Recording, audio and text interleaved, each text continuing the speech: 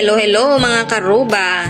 Day off nga na naman ang inyong kunyang. May bit-bit pa uwi. Ito ay ang langka at ang dahon ng malunggay. Yung langka, yan yung bunga ng pananim ni Uncle. Tapos yung dahon ng malunggay, yun yung kinuha ko dun sa garden na pinaglakaran namin kaninang umaga. Ayan na nga, dumating na ang tren na sasakyan ng kunyang. Bit-bit na bit-bit ang dalawang klase ng gulay na iuuwi sa boarding house. Ayan.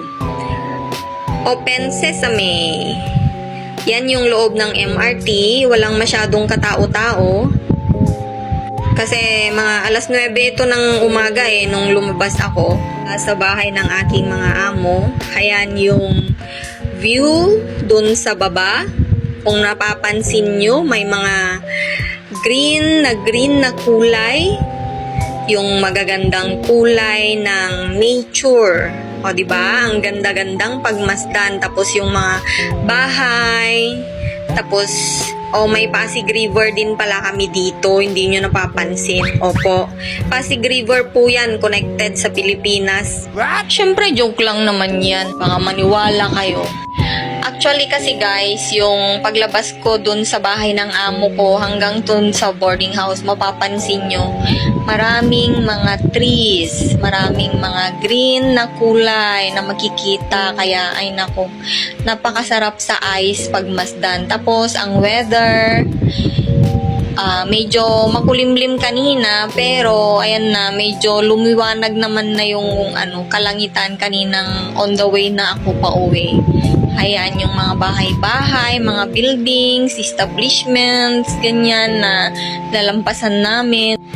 Tapos mga trees ulit. Ayan, panoorin muna natin yung mga magagandang views sa labas.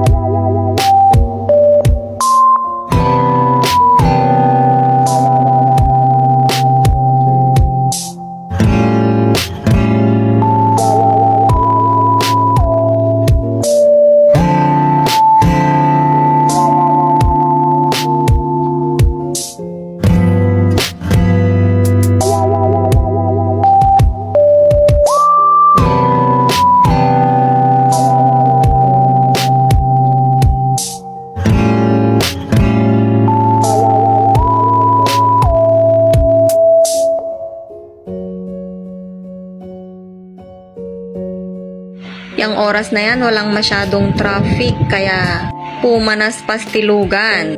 Nagkakarerahan sila sa isa't isa. Ito naman, parang nakarating naman na yata ako sa NLEX sa Manila. Ay naku, ang luwang-luwang, di ba? Malapit na to sa aming boarding house.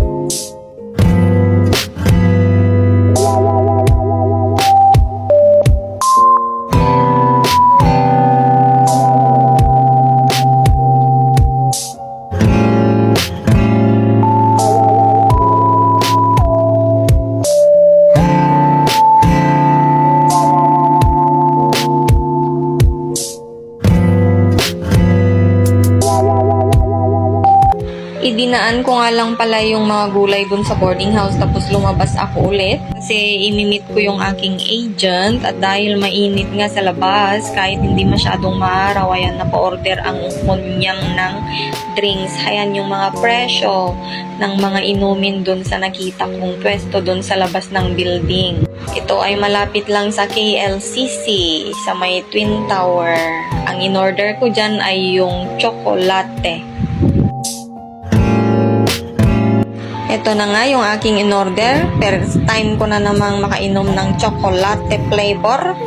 Kahit hindi mainit ang araw, makulimlim nga yung kalangitan na naman dyan nung nakarating ako sa KLCC Twin Tower. Hindi talaga nawawalan ng bulaklak itong mga to. Sampagita tong mga to, di ba? Yung mga native na sampagita. Ang bamaw pa rin ng mga bulaklak niyan. Oh, ang sipag mamulaklak. Ganda-ganda. O yan, nakapamasyal ng konti ang kunyang ngayong araw ng kanyang day off. E di syempre, samahan nyo na rin ako, tara!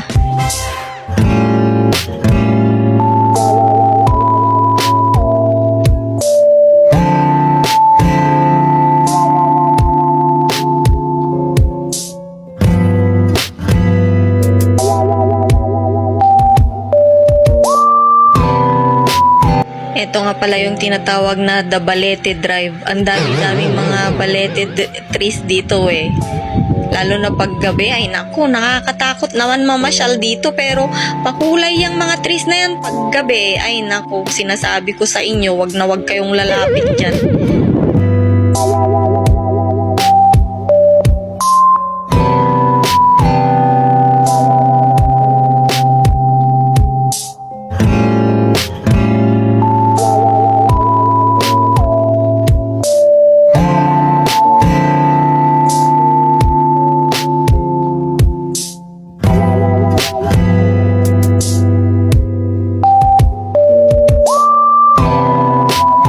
Naulan nga dyan kaninang namamasyal ako, guys.